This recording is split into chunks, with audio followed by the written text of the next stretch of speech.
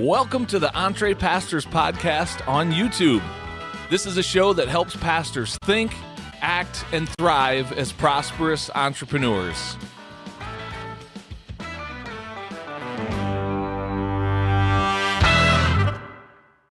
Well, hello there, and welcome to the EntrePastors podcast on YouTube.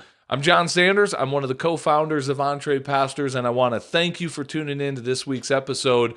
Today, you're going to hear from a guest by the name of Scott Tharp, who is a pastor as well as a financial coach. Scott also happens to be a good friend of mine. He was one of my very first ever coaching clients. And in this conversation, you're going to hear me and my co-host, Les Hughes, talk with Scott about his journey from being kind of a normal, traditional pastor into an EntrePastor, where he launched his own business, offering coaching services around something that has been a strength of his for a long time, and that's in the financial realm of helping people get out of debt and build wealth and do better financially as they pursue financial freedom. So Scott's an awesome guy. He's got a great story, and I can't wait for you to hear it. So without any further ado, check out this conversation with our friend Scott Tharp. Here we go. Well, Scott Tharp, it is my pleasure to welcome you to the EntrePastors podcast, man. Welcome to the show. Glad to be here. Thank you, John and Les, for allowing me the opportunity to be here with you and your audience. Absolutely. Yeah, man, it's good to catch up. So, Scott, you and I have quite a history together. Why don't you share a little bit of that story so I don't steal your thunder? But how did you and I come into contact with each other? Man, that was fantastic. I was listening to your podcast that you used to do with the small town big church. Mm-hmm. And I was listening to that because I'm in a small town in here in Florida. And you offered an opportunity for some coaching. And when you did it, I was actually on my 25th anniversary in Ireland. And so I was listening to it, and I knew I wasn't going to be stateside. And so as soon as we get back, my wife and I land, like the next day, I'm sending you an email going, are the slots filled? You know? And you and I then began a dialogue, and I jumped into your mastermind right after that. So I'll always remember it happened right then during my 25th anniversary with my bride. And that started our journey of getting to know each other. And you were my very first coach that I ever had. And I'm just so grateful for that time that we had together, and everything that now that I've jumped on with EntrePastor, following you guys, listening to every podcast you guys put out. That's great. Just love you guys. Yeah, and I know I've shared this with you before, Scott, but I just want to share it with the audience. All joking aside, like, you were my very first official paid coaching client, so it's kind of cool that we shared. Man. And yeah, and here's How about that? This is where I want people to hear, anybody who's just getting started in a business, whatever that may be, but especially if you're battling imposter syndrome, because if you do anything outside of your comfort zone, most likely you're going to be battling imposter syndrome, and that's exactly what I was pushing through. And yet taking action in the face of all of that. And I had literally just kind of gone public with this thought of, or this offer of, I'm starting a mastermind, saying with all kinds of confidence, truly deep down wondering if anybody's even going to sign up for it. Like, I don't even think my mom would have signed up for it, but Scott Tharp did. And I got an email from some guy named Scott, and it was like, whoa, like someone's actually going to take me up on this. And so again, I wasn't trying to pretend to be more than I was. I was just starting, and you start with your first one. And Scott, you were my first client, and it's really been cool to watch the journey you've been on and the progress that you've made. So anyway, I just thought it's cool to catch up and walk down memory lane together. So that's great. That is cool. It is cool. So you're a pastor. Tell us a little bit about your journey into pastoral ministry, and then we'll jump into the business side of things and talk about the business that you're running these days. Sounds great. Yes, I am obviously a pastor. I was one of those guys that I got saved very young in life. And even as a teenager, I was sensing the Father's draw on my life into pastoral type ministry. I struggled with it. And quite frankly, John, the reason I struggled less is I struggled because of the very issue that you guys are addressing with EntrePastor. Every pastor I knew was poor at that point in my life. Every pastor. And I took in school, I took these assessments. They all said I'd be good at business. I understood math. I understood numbers. And I'm like, I don't want to be poor. And so I struggled for over 2 years wrestling through my call because of this very issue, because of dollars. But at the end there, I said, you know what? Father, I surrender, whatever your will is. And I took it then back as a teenager, 30 plus years ago. I took that as the Father saying, well, you're just going to be impoverished the rest of your life, but I love you and I'm going to take care of you. And that began that kind of journey. I went off to college in Birmingham there at Samford University, met my bride. We went off to seminary in Dallas, Fort Worth, spent our 12 years there getting several degrees, and then went off and pastored my first church in Lower Alabama. And now for the last 10 plus years, I've been here in South Florida. And so God has led me on a journey going through youth and associate pastors and then the senior pastoral type work to here. But all along that journey, though, John, there was always this burning desire back with underneath me sitting there saying, you know what? There's still more. There's still more that the Father would have me to do. And I didn't understand it. I couldn't put my finger on it, but I knew I needed some coaching. And that's where you and I kind of got connected, like we talked about a moment ago. And it was out of those conversations that my EntrePastor journey began. And I'm grateful for that because it helped me understand, you know what? You're not stuck. All those things that you were wrestling with back at your call as a teenager, those can be addressed. Those can be addressed. You know, I have Scott, what part of Lower Alabama did you serve in? I'm just curious. I was just about an hour north of Mobile, in Little River, just outside of the big metropolis of Uri in Monroe County. Okay. Getting anywhere around Enterprise? No, that's more on the eastern side of the state, and I'm on the western side of the state is where I was. Our son served down there for a while in a church real close to that. That's the only reason I asked. I was just curious. No problem at all. Scott, I was just going to say, I really resonate with that part of your story about the resistance to surrendering to that call because of money, because I had the same thing and plenty of other things. I was terrified to preach. I had a long list of reasons why I thought the whole thing was a bad idea for God to use me in any kind of pastoral ministry. But the money thing was legit. I grew up in ministry. I watched my parents struggle. And I too, when I surrendered, I said, yes, I will obey. And yes, I will be broke. And it took me a long time for the Lord to get through to me. I didn't ask that part of you. I held up my end of that agreement, that promise, for a long time in pastoral ministry to just, okay, I'm going to be a poor pastor. And I was. And yeah, I'm so grateful that God got through to me that wasn't necessarily part of the deal. I'm going to ask you to go back in your story a little bit to just kind of the years prior to your EntrePastor journey, so to speak, when you're just doing normal pastoral ministry. Put words to that.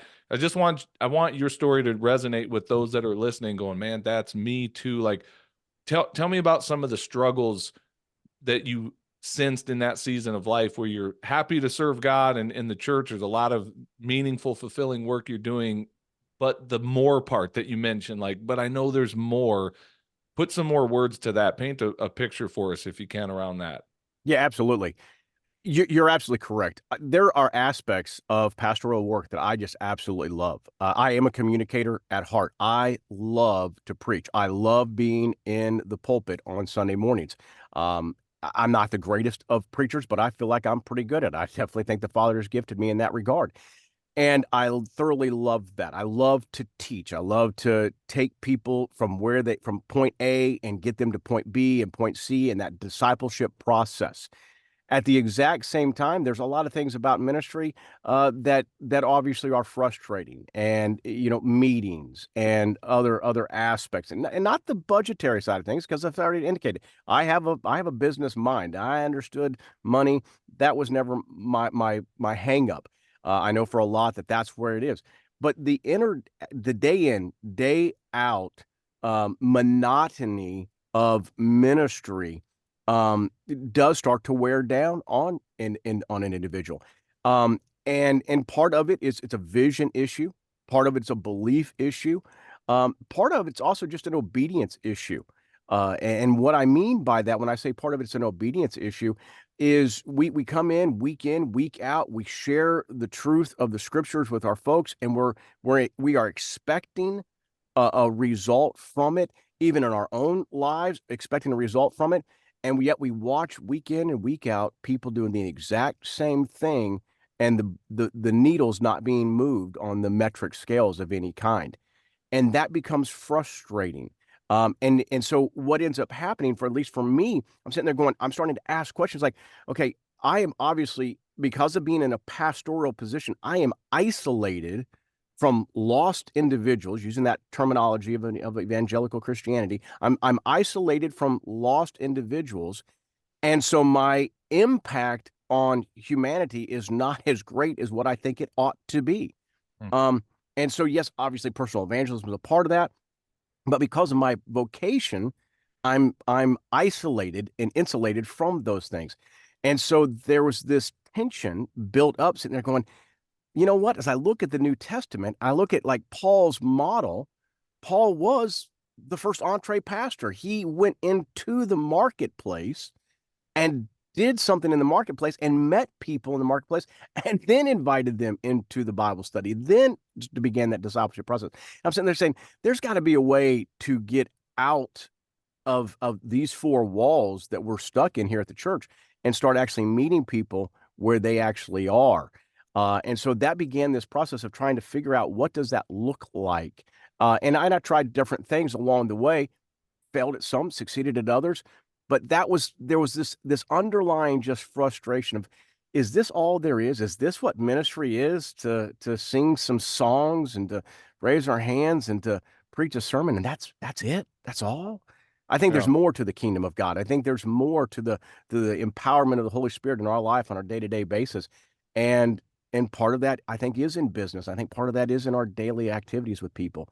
But it's got to be some intentionality. It's got to be intentional thought process of saying, this is what we are about. Yeah, that's so good. Let's come full circle or fast forward in the story and tell us what you're doing now, because you're still pastoring, correct? You're still Yes. in that role. Tell us about the business that you have, and then I'm going to go back and talk about that transition as you started to really lean into the whole entrepreneurial journey. But what does business look like today for Scott Tharp, and how are you serving people in the marketplace today? Well, I work in the realm of financial coaching. And the reason why I sensed the Father leading me into that realm is because of this very subject matter. One, I feel like the Father has gifted me in this. And I went through my own financial journey. I mean, I'm the guy that was almost, $70,000 worth of debt between, cars and credit cards and personal loans and student loans and all these kind of things. I'm that guy that was, almost $70,000 with a negative net worth and absolutely $0 saved whatsoever, living paycheck to paycheck. If it came in, we spent it right back out. And then all of a sudden looking at life going, this isn't going to make it when we get to retirement years, dear.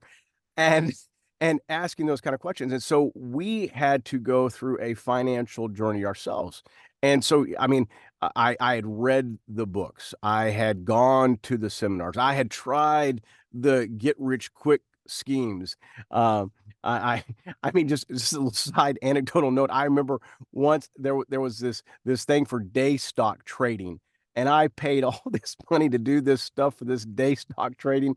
It was an absolute dismal failure, and it was supposed to be just watch it. When it turns green, buy, just buy. No, it wasn't. It didn't do that. That's not how it worked. But I tried everything I could in my earthly mindset before saying, God, you know what?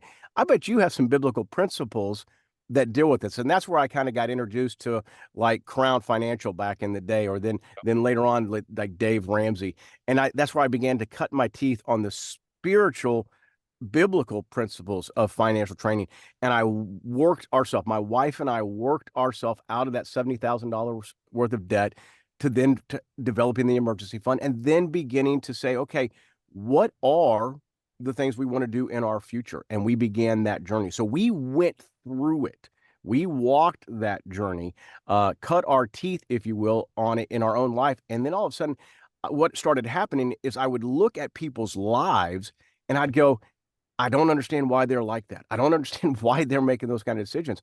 And so one day it came to my mind. I said, you know what, Scott, you can either complain about it, you can keep getting upset about it, or you can do something about it. And that was actually part of even our coaching process all those years ago, John. That began that seed bed of thought was beginning to germinate even then of, I can moan, I can complain, I can whine, or I can step into it and say, folks, I've got an answer. I can actually help you develop some wealth security in your life. And so that's how Krisco Coaching, and Krisco, by the way, it's my wife's first three letters of her name, my first three letters of my name. So it's Krisco Coaching got formed. And specifically in the wealth area, it was wealth security that we started to work on, which is really an acronym on security. Say, you know what? You can have security in your financial well-being. And I take people through that process of learning those things and applying them in their life. And so that's how that journey kind of began. I was my own student in some ways. Yeah. Awesome. Les, were you getting ready to ask something? Looked like you're getting ready to jump in.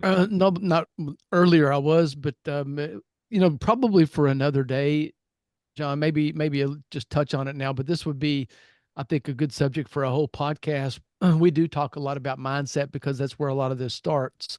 But it's interesting to me how similar the both of your stories are as you started out, and in the model that you had seen, giving you some pause and but in many ways, even though you didn't think of it probably this way at the time, the model that you had seen had kind of set a limit on a kind of a ceiling on what you felt like was possible in pastoral ministry, and that at least in part dictated the first part of your journey. So and I was thinking about myself because and my journey is a little different, but I grew up, and even in my young adult years, knew some pastors whose life was not like that. Okay, so I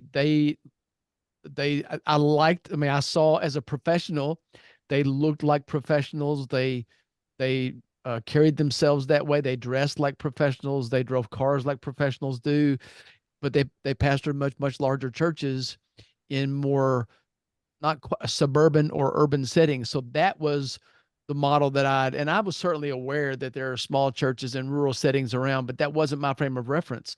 And so when I entered professional ministry and vocational ministry, I pastored the 50 and 60 member church for a few years, but that was never that I didn't ever believe that was going to be where I was going to spend the majority of, my ministry, either in terms of what I did from day to day, or even my income lid. Okay. So that's not it's no ways right or wrong. It's just interesting to me because I think that that's a good place for people to start if they have these kind of mental hurdles that they're trying to get through, or if they're dealing with guilt or a sense that, is this right? Shouldn't I be content? Is it okay to have aspirations for more or something different? How much of the mindset that you have toward what's appropriate, we can just use that word, how much of that doesn't come from the Lord, but just comes from what you've witnessed, and what you've seen?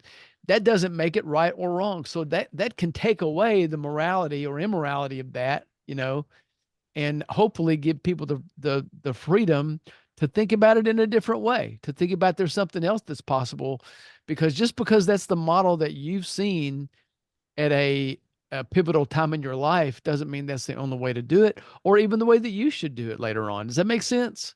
Yeah. Yeah, totally. It does to me. One thing I would say too, and this is not combating anything you said, Les. I want to head it off at the pass. If there's pastors listening to this going, because I want them to hear what Les did not say. Les is not endorsing big church is better than small church, but I appreciate you bringing that up, Les, because there are differences between the large church and the small church, and if depending on kind of what your context has been, to your point, and what your normal has been, it is going to shape what you think about. And so I would say this, as the guy that was for years kind of the champion, if you will, of small town rural, it's kind of coming against the mindset of, hey, I'm just going to treat this as a stepping stone. I'm going to get out of here as quick as I can because I want to get up to bigger and better. For some, that is the path. Like, some pastors are going to start and very quickly move up, and there's nothing wrong with that.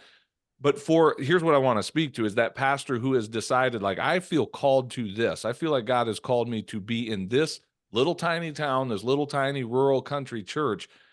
to say you feel stuck is an understatement at times, because you're like, man, I don't think I have permission to move up the ladder from, in terms of a bigger church with more opportunities or more finances. And so again, to your point about mindset, to recognize, well, maybe there's another way for us to have these things, and these things being more of the financial security, the abundance, the margin that's there. Maybe that doesn't all have to come through this church that I pastor. And for that pastor that's sitting in that place, like, what a relief of pressure that could be to say, hey, there's not all this pressure on you to build this church into something bigger than it needs to be. Like, so I don't know if that makes sense either, what I'm saying, but Scott, thanks for listening in on our conversation. He's nodding. We invited Scott. Scott. He's just listening to John and Les talk here. So we don't always hijack the interview like that. Well, look, I found it fantastic, because really what you guys are describing really it's the association factor. And actually, one of the R in security is all about relationships. The people that we associate with really does have an impact on where that, Les, you use that word, that lid. There really is a lid. There's a leadership lid, there's an economic lid, and a lot of times that lid can be raised just by the people that we associate with, just by the people that we interact with, the books that we read, again, the seminars we go to, and the people that we actually hang around with. And so I think your illustration there of what you saw, that opened up gave you a different perspective than what it did for me and John. And again, like John said, that's not an indictment saying big church is better, little church is not. I am so grateful that God has called me vocationally in terms of pastoral work into more of a rural context in a small town. My town's got 3,000 people in it. I am so grateful this is where the Lord has planted me. And I hope to have many, many more years here in that portion of my ministry.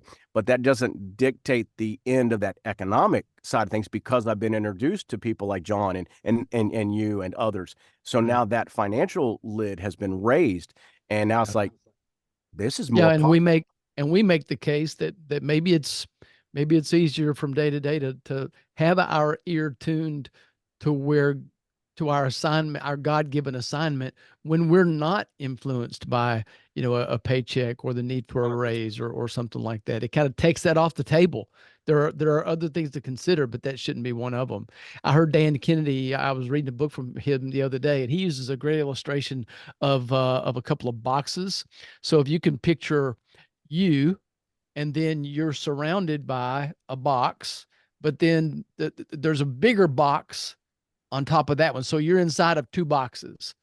And the first box illustrates or represents what you believe your earning capacity to be.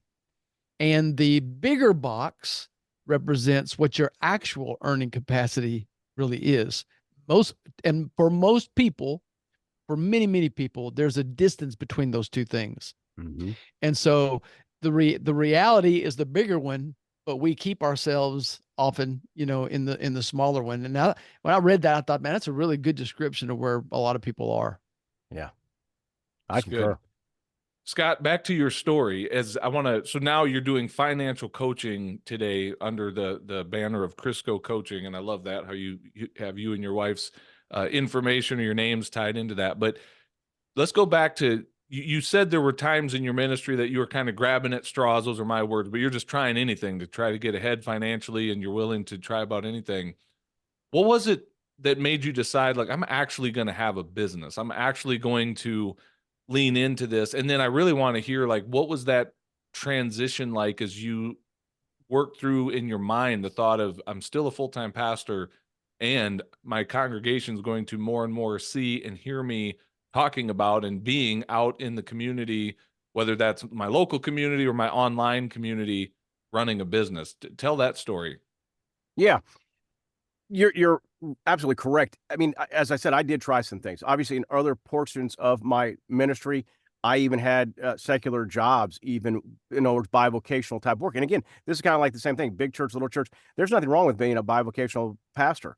That's not you didn't make it to the big leagues, you're not a full-time pastor. That's not hit it or there. I mean, I know that you've been you bivocational with the firefighting in your church. That's not what that's about. But I was bivocational for many years, just by the mere necessity to pay the bills. of that 70 something thousand dollars almost in debt. You know, you got to do what you got to do.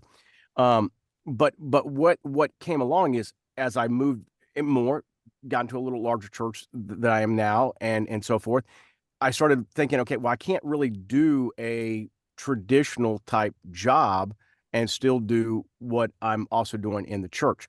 So I needed to find something that I could use around my schedule when I could work things together.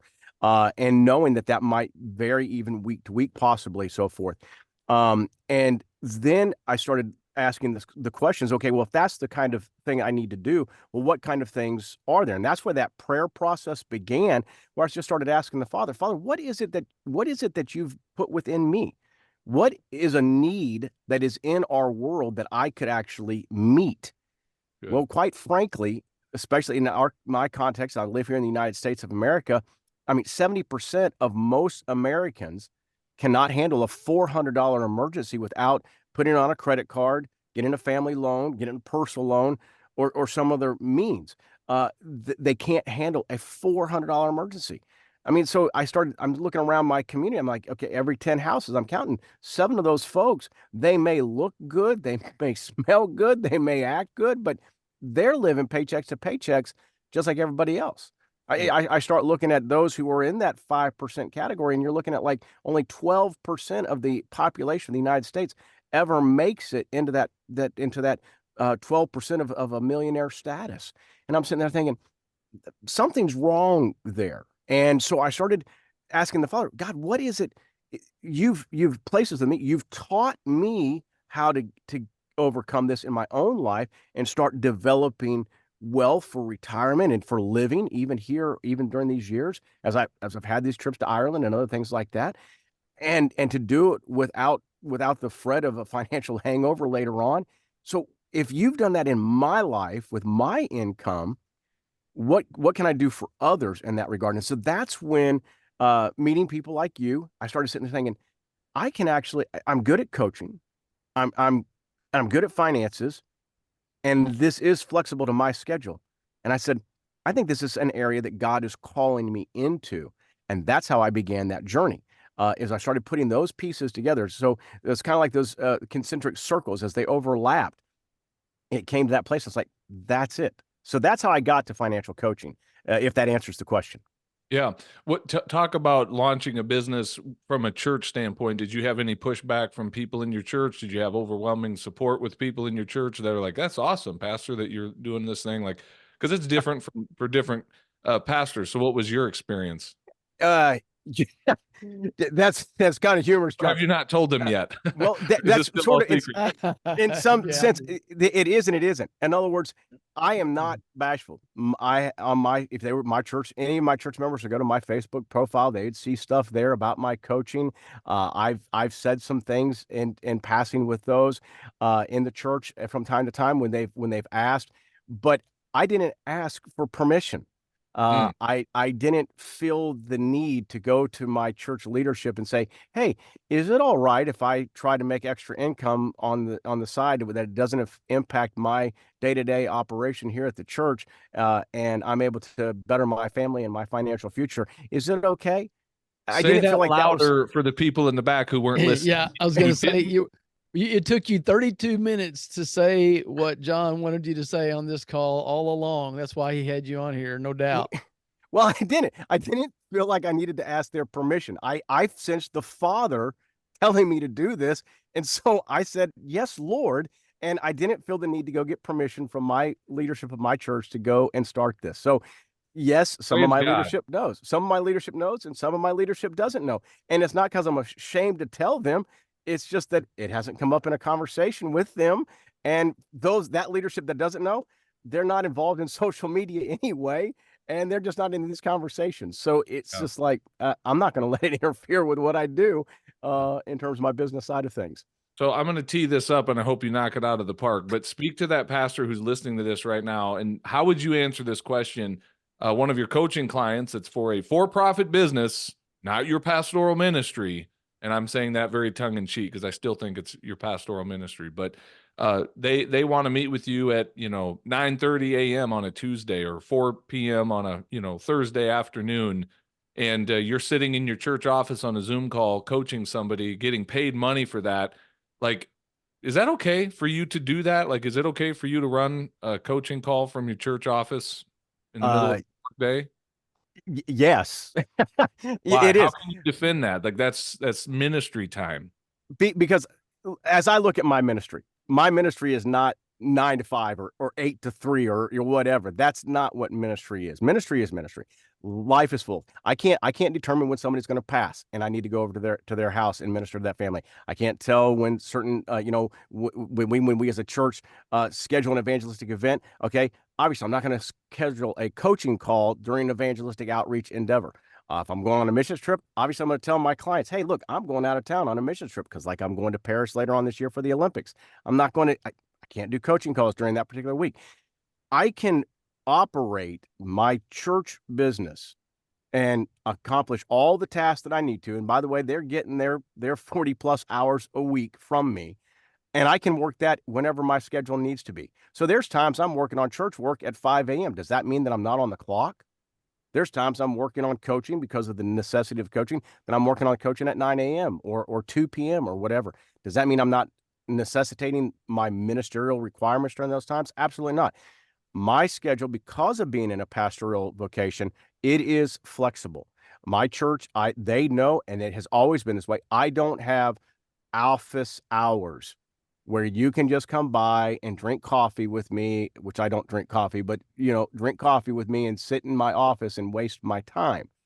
There's other things that I need to be doing ministerially speaking, and there's other things. Now, my door is open. If I don't have something scheduled and no one's, and you come by, hey, come on in, let's talk for a few minutes.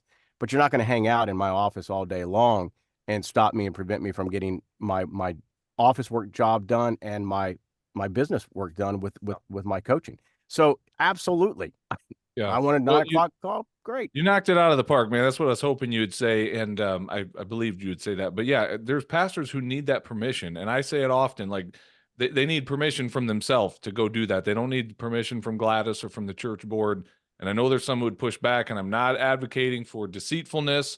But I am advocating for pastors just to lead and to lead in their life, whatever that looks like. So I'll let those chips fall where they need to in the lives of those listening. But I'm just not a big fan, because when we talk about, this idea of a pastor having to ask permission, like one time I was speaking at a conference and I had a pastor talking about how he went to his deacons and asked if it was okay with them if he and his wife took a second piece of property that they owned, a home that they owned in that community, and put it in a rental market. Like, is it okay for us to rent out our home and get income from that? And had to get permission, had to get that voted on. And I'm like, I'm about to hit the roof when I heard that story. I'm like, there's just something extremely broken about that climate of it, and that vibe of a church that would say, hey, pastor, we need to be able to speak into whether or not you can make income outside of here. So I'll fight and advocate for that pastor all day long.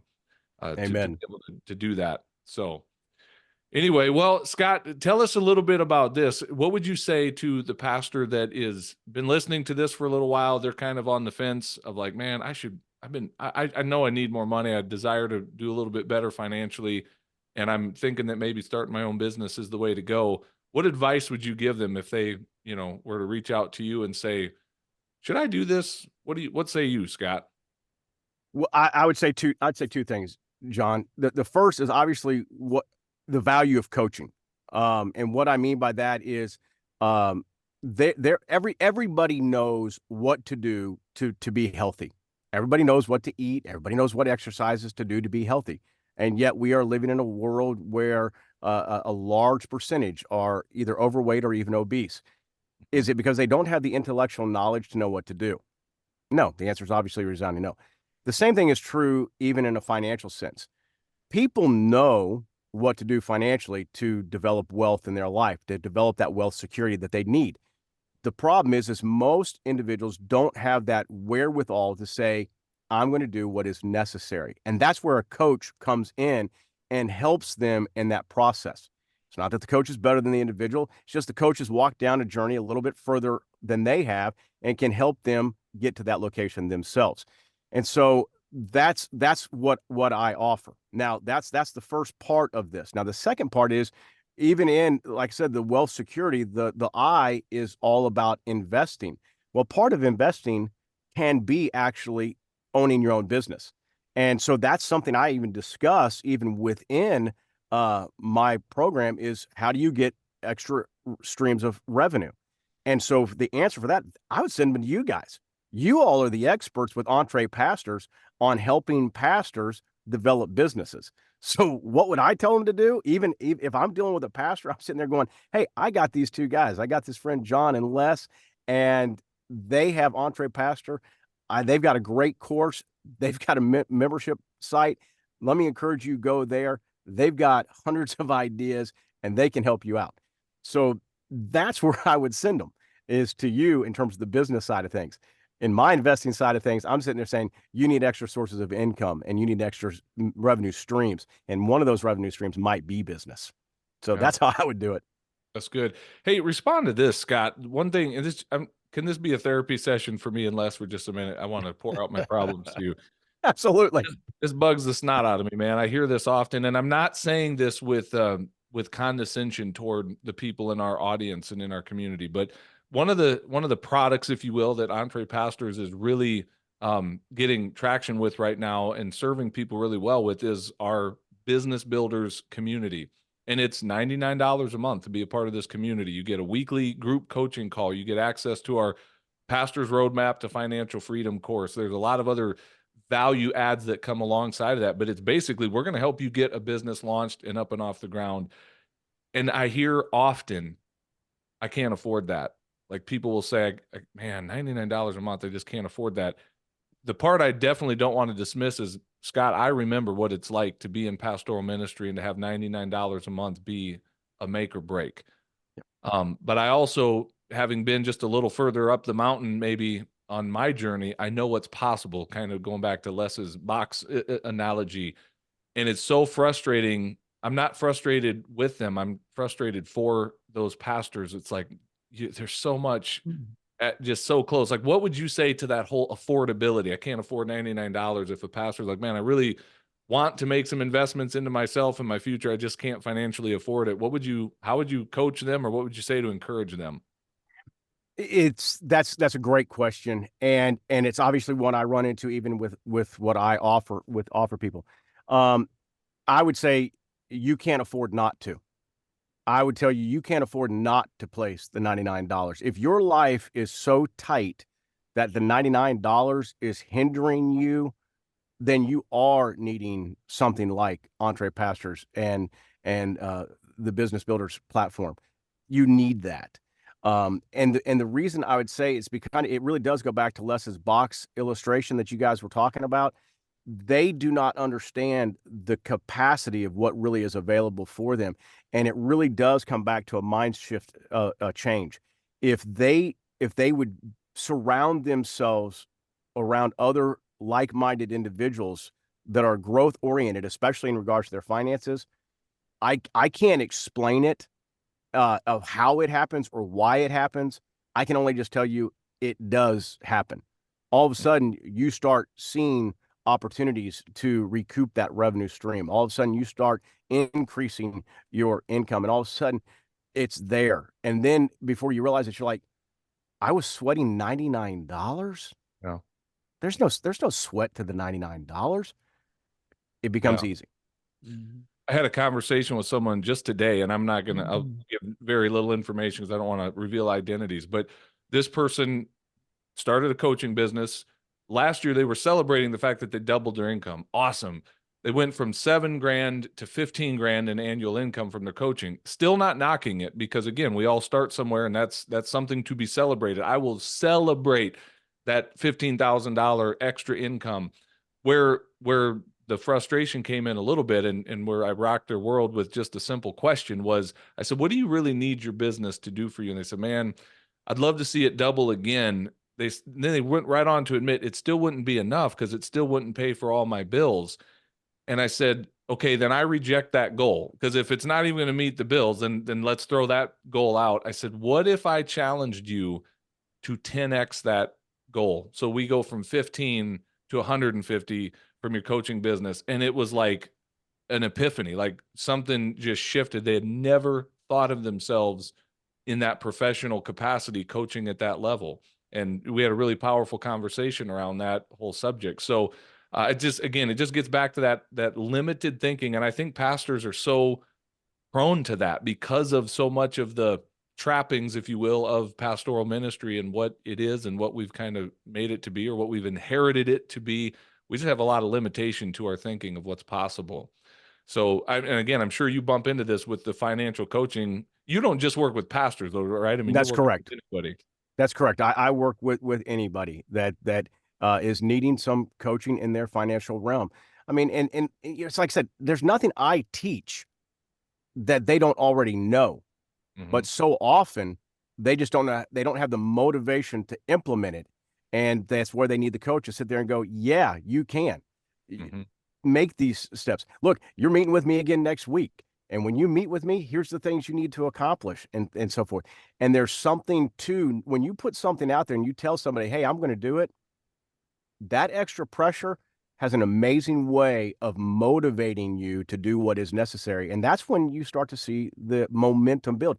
And it really is, it's the hockey stick illustration. I mean, it's slow. And then all of a sudden that hockey stick shoots up and there's an amazing benefit where that momentum then becomes so fast that there's like, man, there's nothing going to stop this. Yeah, that's so good. Well, hey, Scott, as we get ready to wrap things up here, if somebody was interested in working with you as a coach, because I think there's probably more than just a handful of pastors out there that have a similar story. I walked that journey that you described of having payments out the wazoo, payments on everything, buy now, pay later. And we woke up to that American dream that kind of turned into an American nightmare of buy now and pay later. And so I'm sure you and I didn't invent that problem on our own. There's probably plenty of others who can relate to that. And if someone's like, man, I need financial coaching, and Scott sounds like he knows what he's doing and can help some people, what's the best way for people to connect with you and your coaching services? Well, the best way to do it would be to go to, for you guys specifically, is go to kriscocoaching.com/EntrePastors. If you go to that particular site, kriscocoaching.com/EntrePastors. If you go there, you'll see a form where you can just register to watch a training video of mine. And from there, after you've watched that training video, you can sit there and go, you know what, I think this really is for me. And we can schedule a call and see if we are a fit, if it's something I can actually help you with in regards to your financial journey. And the answer is, I know I can. Because I know the biblical principles that I base all of my wealth security on. So because of my evangelical perspective, I think the Bible's typically right. And so I know I can help you in that regard. Amen. Good stuff. Les, do you have anything else? And by the way, Scott, we'll put that link in the show notes to this episode for people to connect with you. So thank you for that. Les, you got anything else before we sign off? No, nothing else except to say thank you, Scott, man. Bless you. We're so thankful that you're a part of this journey. Grateful for the progress that you've made and are making. So if we can help you in any way, please let us know. Okay. Thank you, Les. Yeah. Scott, any final words from you before we sign off? I'll give you the parting shot here today. Well, the parting shot really is with EntrePastors. I mean, gentlemen, if you're out there and you realize, look, I can cut only so much. This is what my income is, and I can only cut so much to try to get ahead. Then your shovel's not big enough. You are needing more income, and EntrePastors is a fantastic way to seek that out, find new ways creating revenue streams in your life. And I would encourage you to go over there to see John and Les and see what they're doing. So, John, that would be my final shot. Thanks so much, Scott. You read it just like Les wrote it, man. Well done. Good job. Fun hanging out with you here today, Scott. All the best as you continue to move forward and serve people, man. Thank you.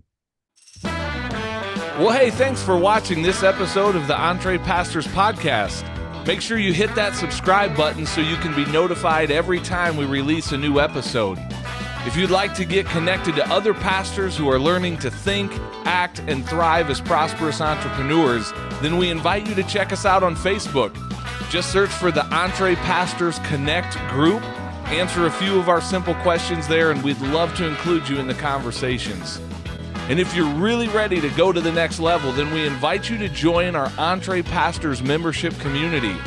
When you become a monthly subscriber, you will receive access to courses, exclusive community, and coaching that will help you along in your own EntrePastors journey. If there's anything else we can do to serve you, please visit us at EntrePastors.com, and we will do our best to serve you there. God bless everybody. See you soon.